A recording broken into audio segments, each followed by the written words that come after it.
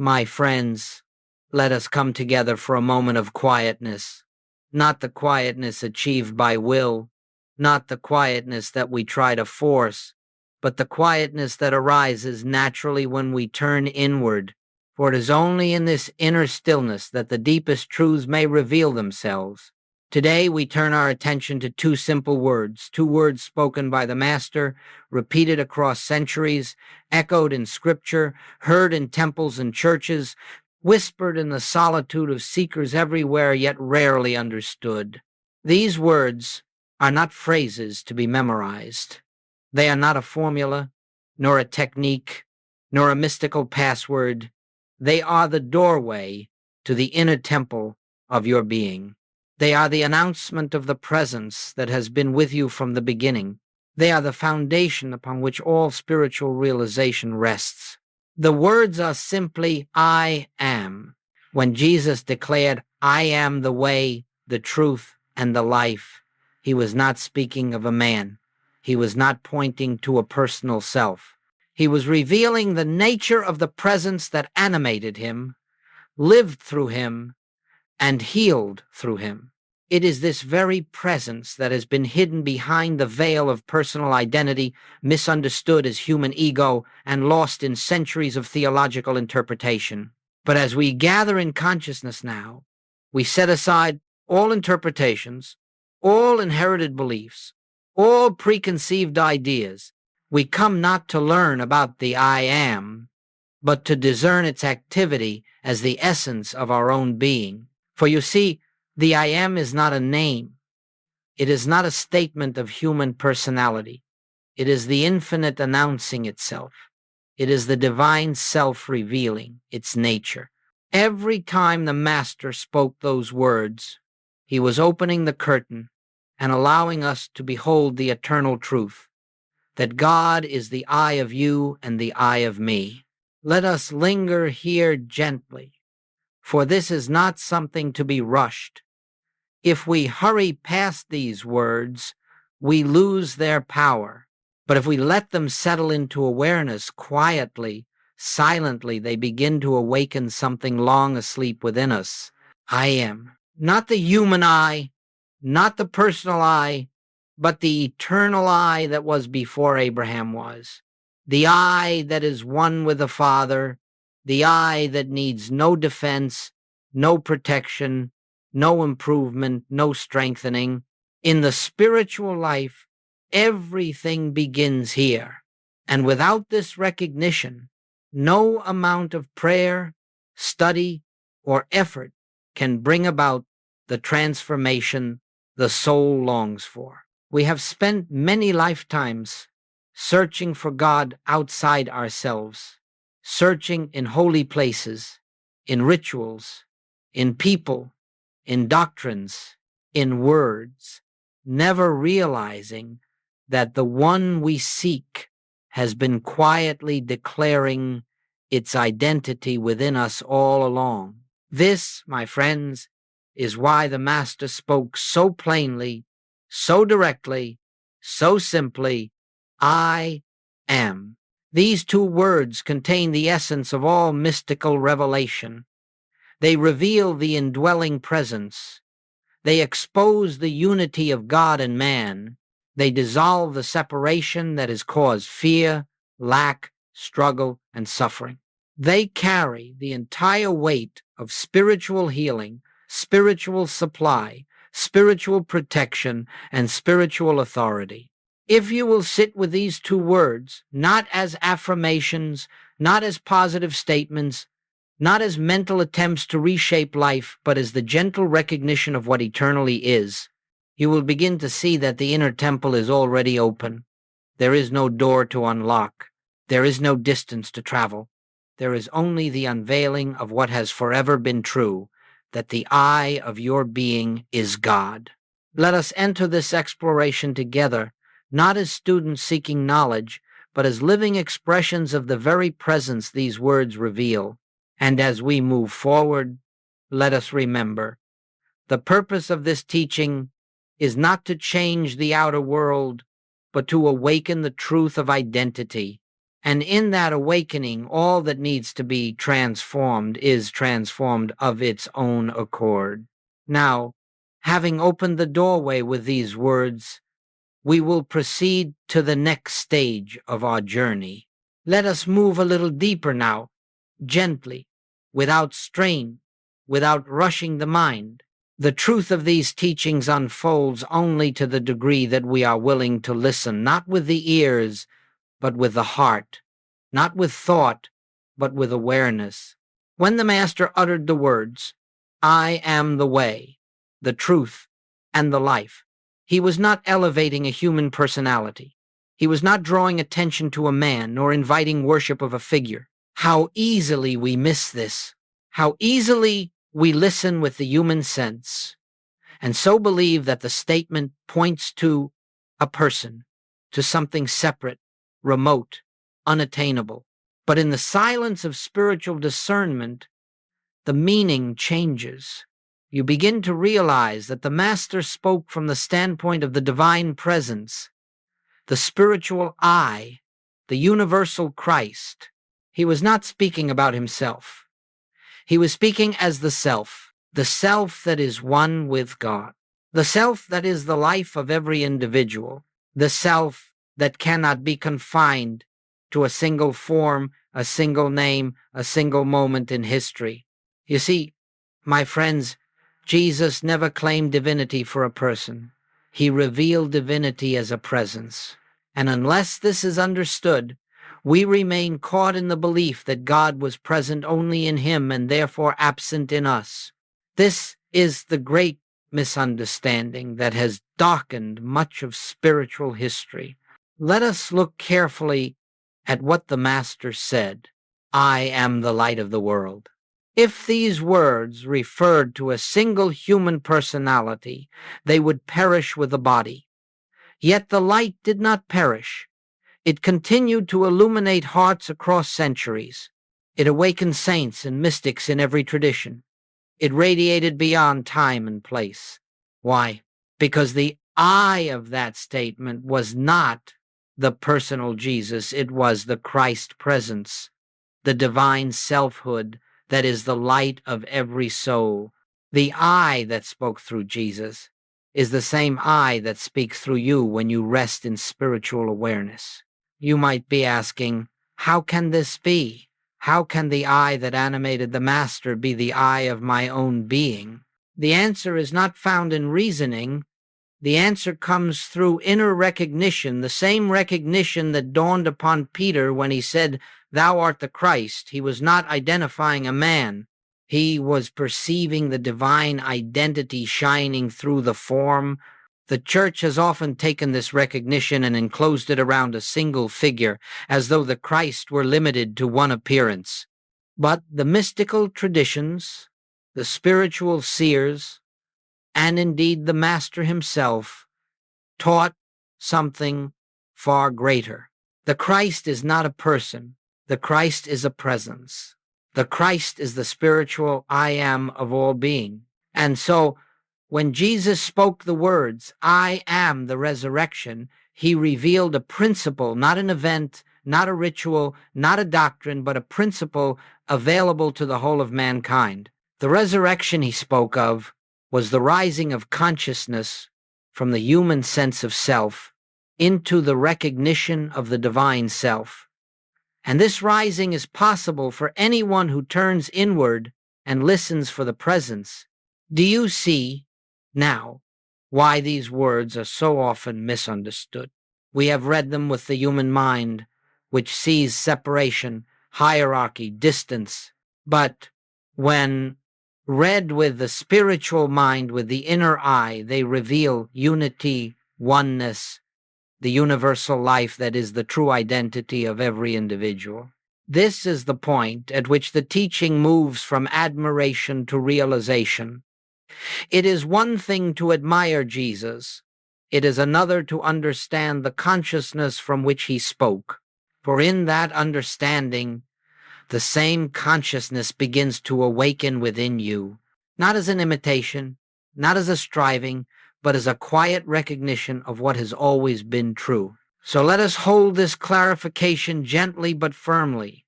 When Jesus said, I am, he spoke not as a man about himself. He spoke as the divine presence announcing its nature. He spoke as the universal I am, which is the life of all. And the moment you hear these words as the voice of your own true self, the scriptures open, the heart opens, the inner temple opens, and you begin to walk a path not of belief, but of realization. We will, in our next section, look more deeply at how the human sense of I hides the divine I am, and how this mistaken identity becomes the root of all suffering.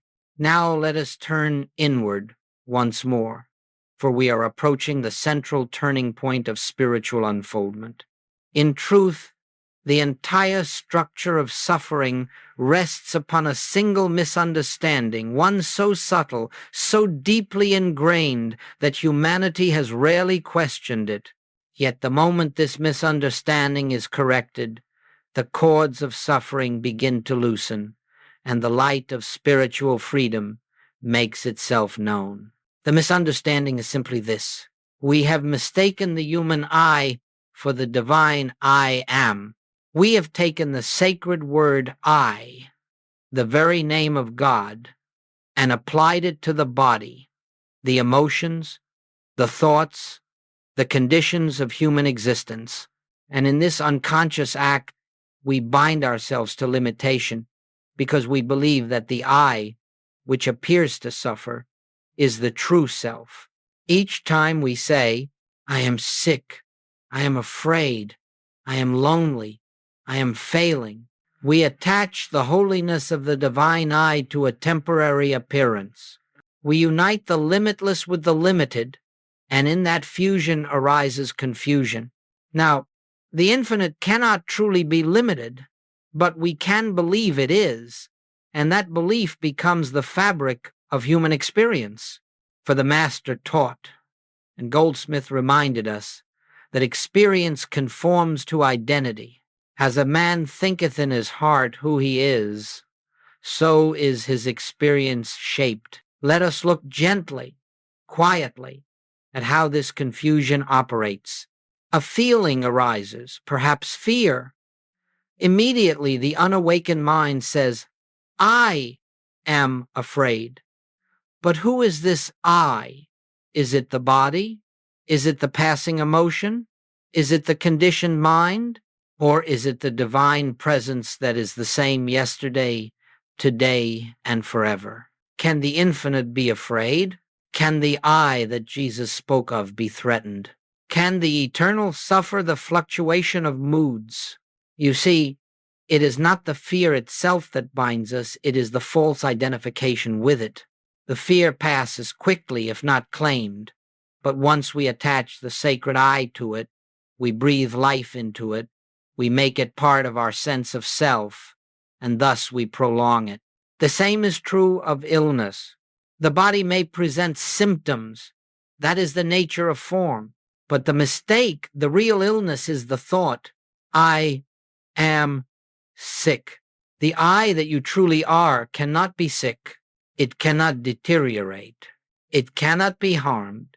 It cannot lack vitality, for it is the infinite life that animates all.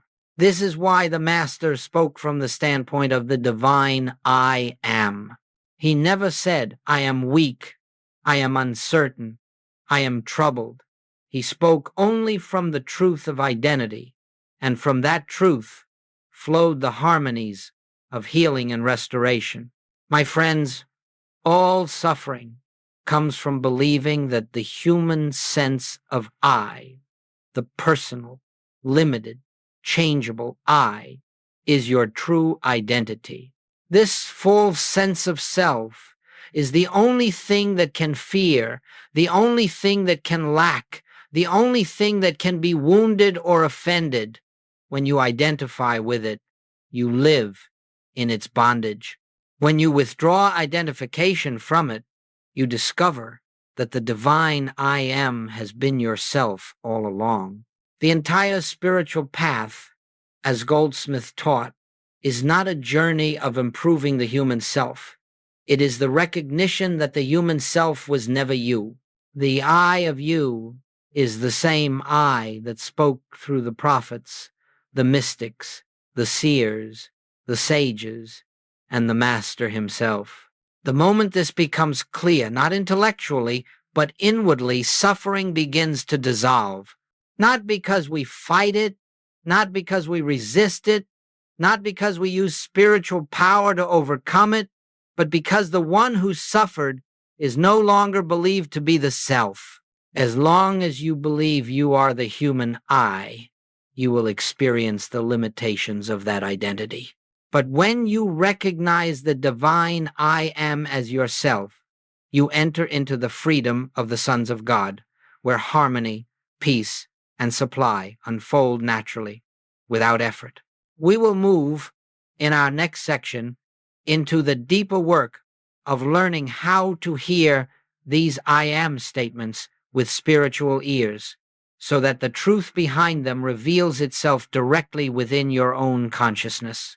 Let us settle even more deeply into the silence within, for this next movement in our unfolding is not an intellectual one.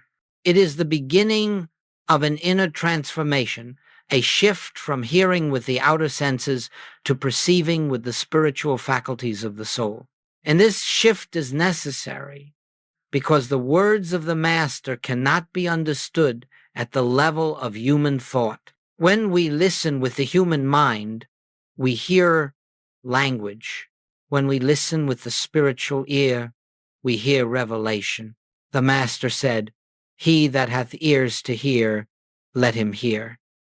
He was not speaking of physical ears. He was inviting the listener into a dimension of awareness where truth is discerned not by reason, not by emotion, not by intellect, but by a deeper knowing, an inner recognition of the presence. When Jesus declared, "I am the resurrection," the human mind hears a statement of religious significance, a phrase to be believed or rejected. But the spiritual ear hears something altogether different. It hears the voice of the infinite announcing its nature.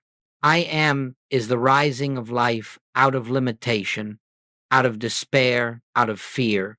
I am is the eternal, ever-present activity of God expressed in and as individual being. In this way, the scriptures cease to be ancient words. They become a living presence, speaking directly to your consciousness. You discover that you are not reading truth, you are being addressed by truth. Let us take another example. When the Master said, "I am the light of the world," the human mind interprets this as a title. Jesus is the light. But the spiritual ear recognizes that the light he spoke of was not personal. It was the divine light, the universal Christ, shining through him, radiating as him, and available to radiate as you. This is why Goldsmith taught that the Bible must be read not historically, but spiritually.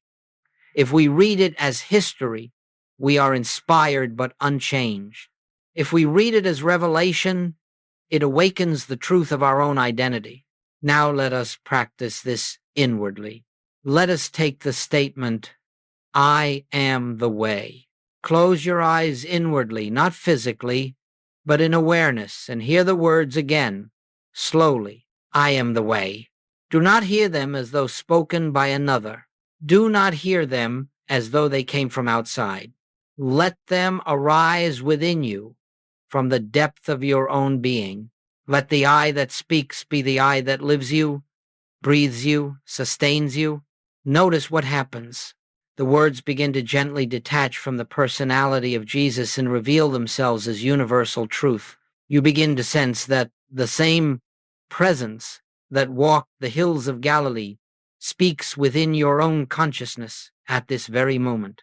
You see, the spiritual ear hears truth impersonally.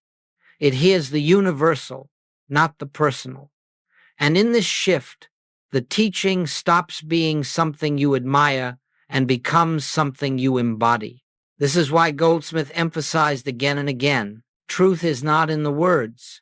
Truth is in the consciousness behind the words. The words are but symbols. They point, but they are not the reality itself. And so our task is not to memorize Scripture, but to cultivate the inner stillness in which the living truth reveals itself. When you hear "I am" with the spiritual ear, you no longer hear a doctrine or a command. You hear the divine self announcing its presence. You hear the truth of your own being speaking to itself. And this recognition becomes the foundation upon which spiritual healing, spiritual supply, and spiritual harmony naturally unfold. You do not try to make these things happen. You do not use truth as a power. You simply recognize the I that is already whole, already complete, already one with God. And so I invite you, in the quiet moments of your day, not in formal meditation alone, but throughout ordinary activities, to listen inwardly for this I am, not as a sound, not as a voice, but as a gentle awareness that transcends the thoughts that pass before it. It is there, always present, always available, always whispering its identity. As you listen, the shift begins. You cease hearing the words of Scripture with the mind. You begin hearing them with the soul. And when the soul hears, it recognizes its own nature. In our next movement, we will look at the great error that arises when people try to use these holy words as techniques or tools, and why the I am can never be employed by the human self, but only revealed by divine grace. Now, my friends, let us move with gentleness into a matter of great importance, one that has confused seekers for centuries and continues to do so in our time. It is the tendency, almost universal in human consciousness, to take spiritual truth and attempt to use it, to take the holy and employ it for human advantage, to take the divine name and wield it as a personal tool. And this, more than anything else, is the cause of spiritual disappointment. You see, the sacred words I am were never given as a technique. They were never intended to be used by the human mind to accomplish human ends. They were revealed as truth, not as a device. They are a recognition, not a power to manipulate. In fact, the very moment the human self tries to use the I am, it loses all access to its real meaning. Goldsmith made this clear again and again. Truth is not a power to use. Truth is a presence to behold. Let us pause and feel the weight of that. Truth is not a power to use. It is a presence to behold. And there is a world of difference between the two. When the personal self says, I will use I am to attract health, to draw abundance, to manifest success, it has already missed the essence of the teaching. Why? Because it assumes that the human mind stands outside the divine and can call upon it like a servant. It assumes that the human being can reach into the infinite and pull forth blessings at will. But the spiritual principle is the exact opposite. The human self can do nothing. It can accomplish nothing. It cannot initiate divine activity. It cannot command God. All power is of God, said the Master, not of man. And the I am is God. So when we try to use the I am to change conditions, we are attempting to employ God as a personal instrument. And this always fails because it is built on a faulty premise, the premise that there are two selves, a little self who needs something and a divine self who can give it. There are not two. There is only one. The I am is the only self. Consider for a moment the wind. You cannot push the wind. You cannot pull the wind. You cannot command the wind.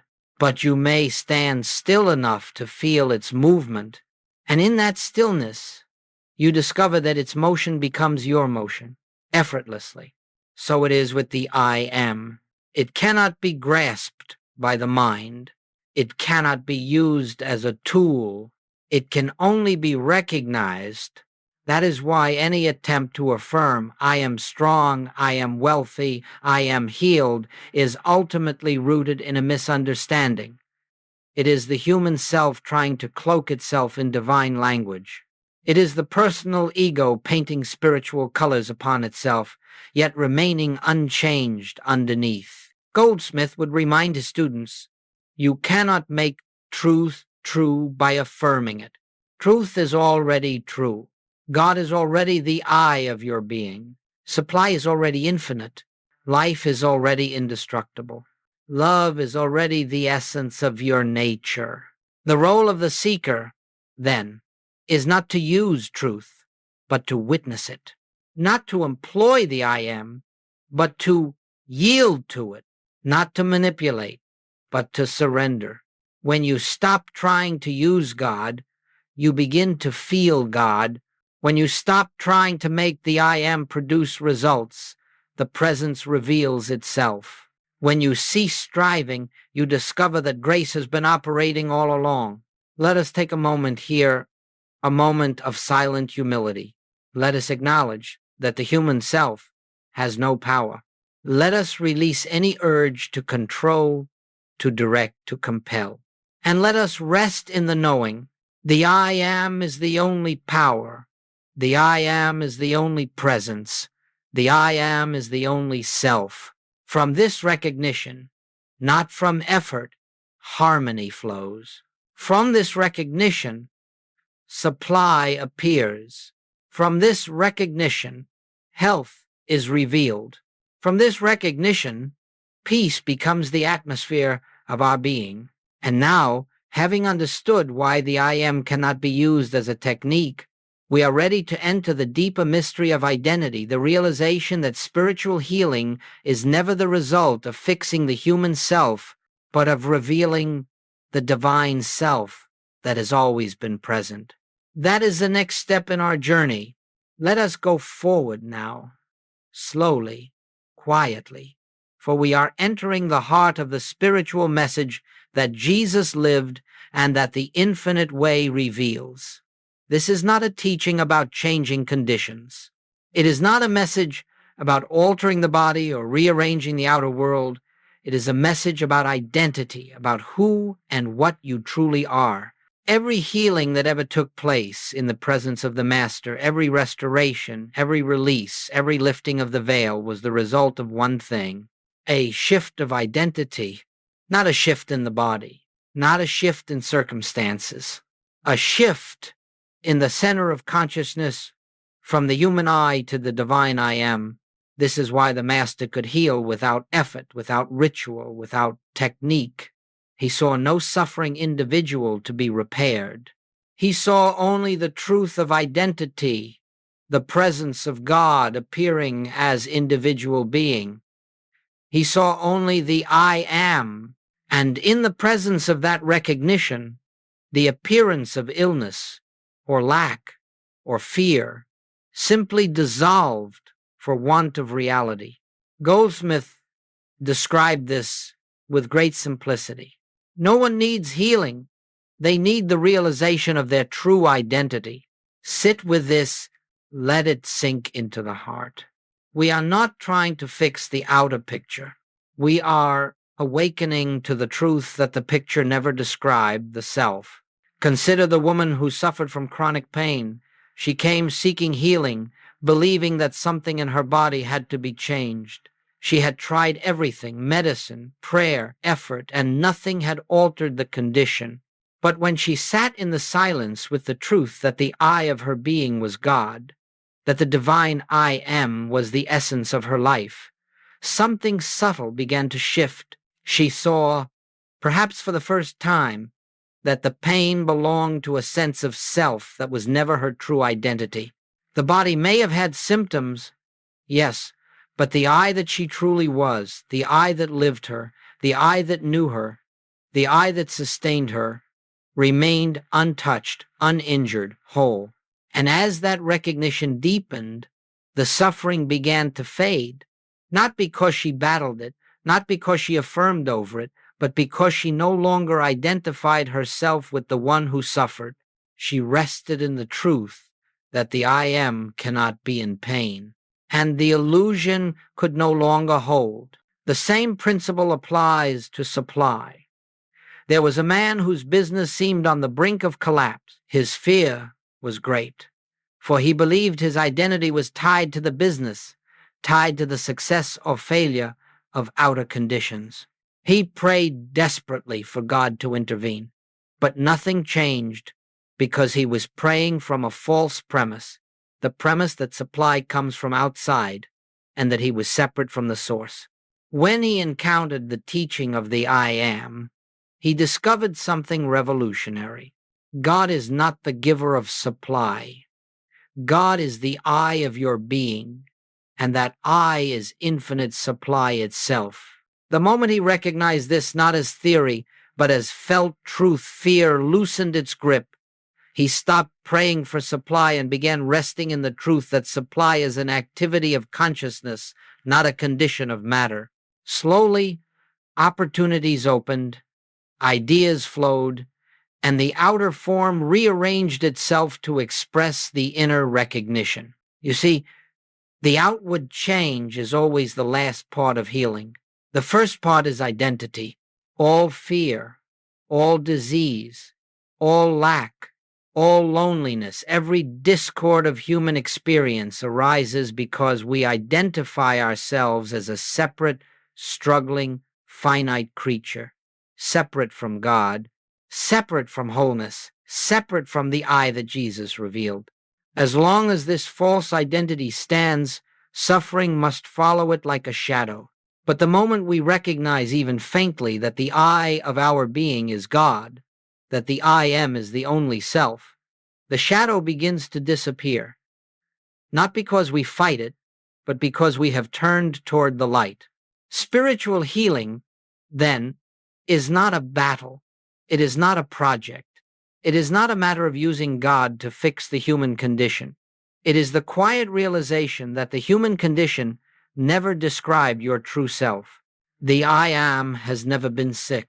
The I am has never lacked. The I am has never feared.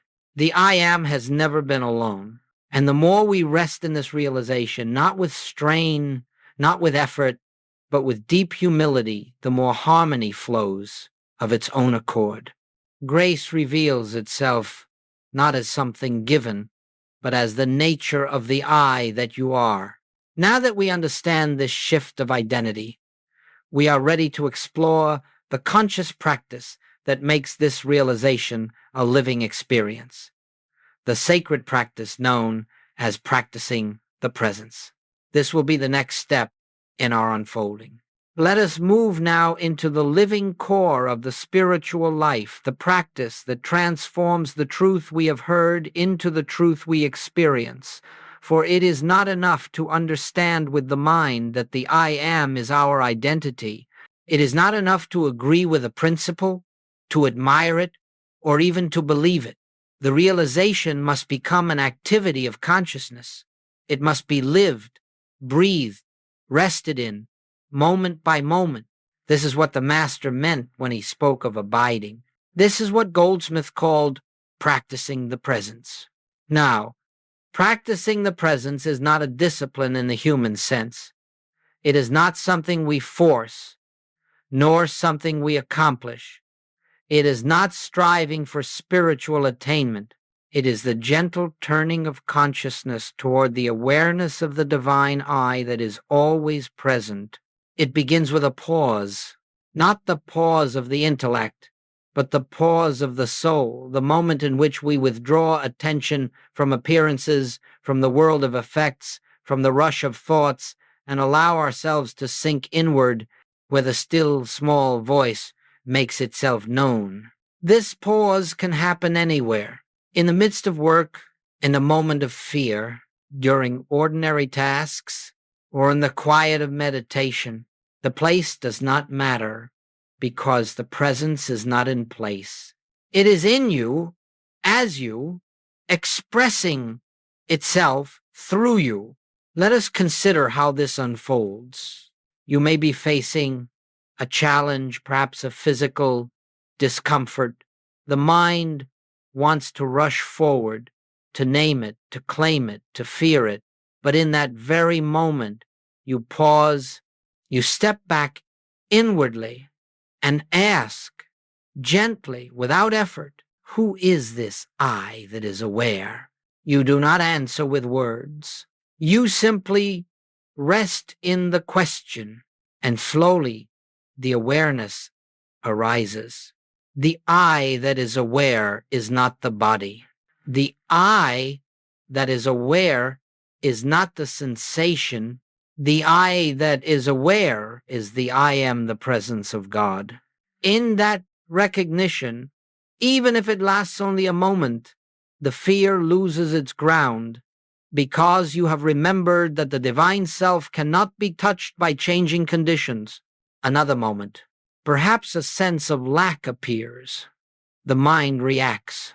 It plans, calculates, worries, but you pause.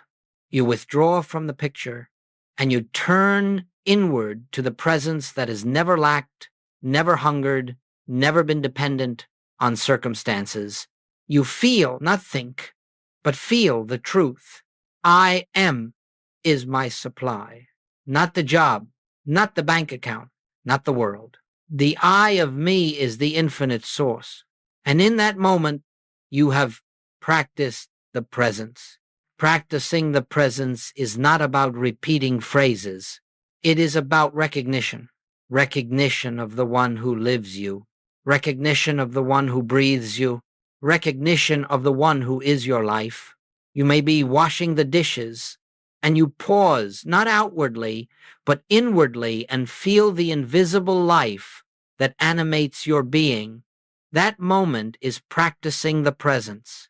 You may be walking down a street and suddenly become aware of the same presence within every person you pass. That recognition is practicing the presence. You may be burdened by a sense of responsibility, and in the quietness you perceive that the work is not yours, but God's expressing through you. That relinquishment is practicing the presence. This practice does not require time.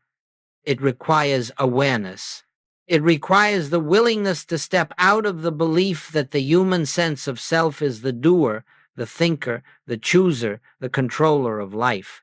As you develop this habit of turning inward, not as a ritual, but as a natural response, something begins to happen. You begin to sense an invisible companionship, an inner assurance, a presence that goes before you to prepare the way, that stands behind you as your protection, that lives within you as your sufficiency. This is not your imagination. This is not autosuggestion. This is the activity of the Christ, the I am, made tangible in consciousness. And as you rest more frequently in this awareness, you will discover that harmony begins to unfold without your personal striving. Problems dissolve without your intervention. Guidance comes without your seeking. Peace establishes itself as the atmosphere of your being. This is why Goldsmith said, "Do not try to make anything happen. Rest in the presence and let grace reveal what already is." Practicing the presence is not a means to an end. It is the end, because the goal of the spiritual life is not the improvement of human experience, but the realization of the I that is God. And it is in this practice that the false sense of self begins to grow quiet, and the divine self begins to shine through, until one day you may discover that you no longer turn inward to find the presence, you live from the presence. You no longer pause to remember truth. Truth becomes your abiding state. In our next movement, we will explore what life becomes when this presence is recognized in relationships, in work, in challenges, and in every corner of experience. As we continue in this unfolding, Let us come again into the quiet realization that all spiritual progress is an expansion of consciousness.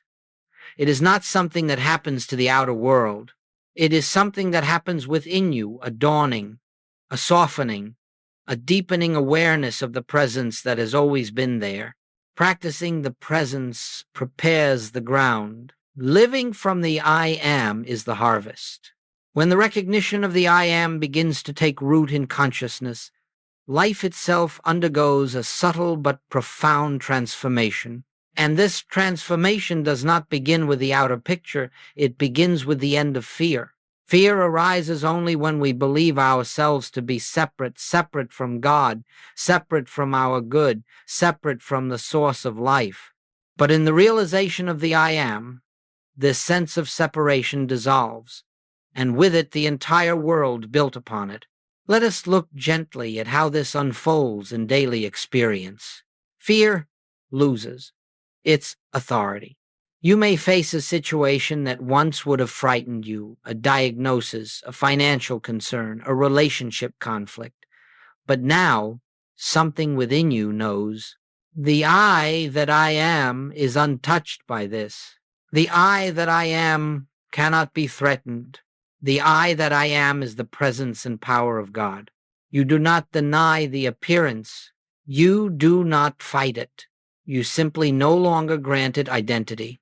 And as you stand in that recognition, fear loses its foundation. It cannot exist where there is no sense of separation.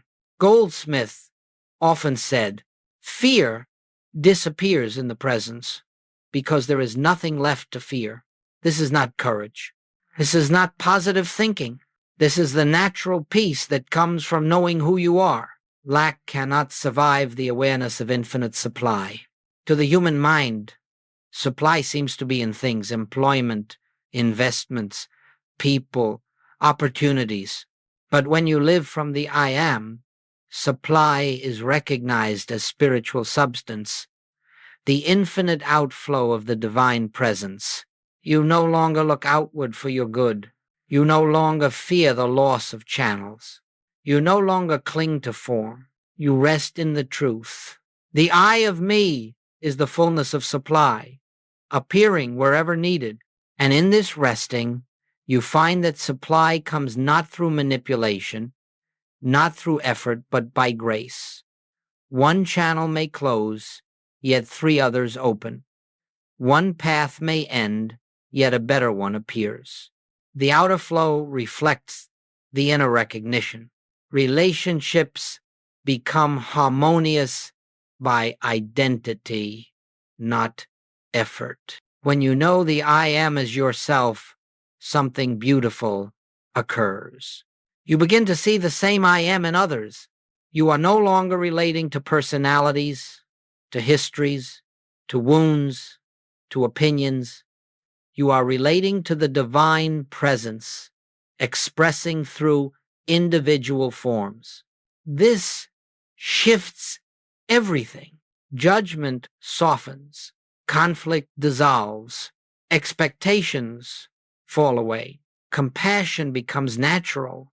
You discover that harmony in relationship is not achieved by trying to change others, nor by trying to change yourself, but by seeing through the appearance to the truth of being. Where there is recognition of the I am, love flows without effort. Work becomes divine activity, not personal struggle. Living from the I am dissolves the belief that you are responsible for accomplishing life through human will. You begin to perceive that all rightful activity is God expressing through you. You do not initiate the work, you respond to the inner impulse. You do not struggle for results, you allow them. You do not worry about outcomes. You trust the divine intelligence that guides them. In this consciousness, work becomes joyful, effortless, harmonious. Ideas come without strain. Opportunities unfold without force. Everything begins to align with the rhythm of the presence. The sense of separation fades. Perhaps the greatest transformation of all is the quiet disappearance of the feeling of aloneness. When you live from the I am, you know, without needing proof, that you are never alone. You feel an invisible companionship, a presence that goes before you, walks with you, and lives as you. This is not imagination. This is the Christ appearing as your consciousness. In this awareness, you no longer look to the world for validation or security. You no longer depend upon outer forms to confirm your worth or your purpose. You rest in the realization, I and the Father are one. This is not a statement of belief. It is the felt truth of being. And from this truth, life becomes an expression of peace. Decisions become simpler. Actions become inspired. Even challenges carry a different texture, for you no longer meet them as a frightened human self. You meet them as the presence itself. As this awareness stabilizes, you discover that the world has not changed. You have changed. You have awakened to the reality behind the world, and now the world must conform to the consciousness that beholds it. And so, my friends, living from the I am is not a mystical state reserved for the few. It is the natural state of all who recognize their true identity. It is the end of fear, the end of lack, the end of separation, because it is the end of the false sense of self. In our next and final movement, we will gather all of this into a closing recognition, a gentle return to the inner chamber, where the I am stands revealed as the only presence and power of your life. And now, my friends, let us return quietly, gently, to the place where all spiritual truth begins and ends within. Let us draw inward, as though we were entering the sacred chamber of the heart, where no noise of the world can intrude, where the concerns of the outer life fall silent, where only the presence remains. For everything we have spoken of, everything we have contemplated, everything we have opened ourselves to in this journey has been pointing to one revelation, one secret, one living truth. The I of your being is God. The I am is your true identity. This truth is not to be believed. It is to be recognized. It is to be rested in. It is to be lived. There is nothing to acquire. There is nothing to become. There is nothing to achieve.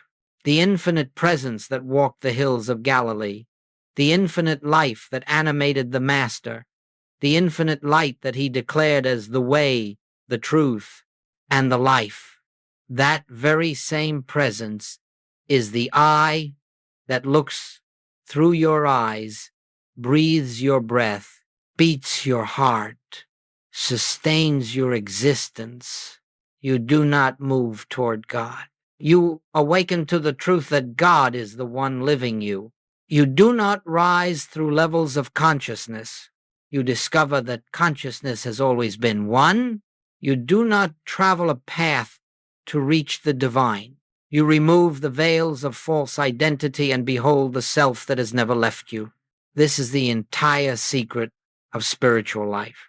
The I am is already here, already whole, already complete, already expressing. And when you touch this truth, even for a moment, the shadows of fear lose their reality. The pressure of striving disappears. The burdens you once carried begin to dissolve, not because they have been solved, but because the one who carried them has disappeared. You are no longer the struggling self. You are no longer the anxious self. You are no longer the separate self. You are the I am, appearing as individual expression. Let us sit for just a moment in this awareness. No effort, no reaching, no seeking, simply abiding. Feel the silence, not the silence around you, but the silence within you. Feel the stillness, not the stillness of the room, but the stillness of the presence. Feel the life, not the life of the body, but the life that is eternal, infinite, incorruptible. In this stillness, you may sense what Goldsmith sensed, what the mystics have always sensed, that the presence is closer than breathing, nearer than hands and feet. It is the very essence of your being. It is the self behind all selves, the light behind all forms, the life behind all appearances. And so we leave this time together as we began it, not as seekers, not as students, not as human beings trying to become spiritual, but as the very expression of the divine I, awakening to its own nature. Carry this awareness gently. Let it grow in the quiet moments. Let it speak in the pauses between thoughts. Let it guide without words, without commands, without effort. And as it does, you will discover that the journey is not forward, but inward, not upward, but deeper, not toward God, but into the realization. Nothing more needs to be said. Nothing more needs to be done. Rest in this truth. Abide in this truth. Live from this truth.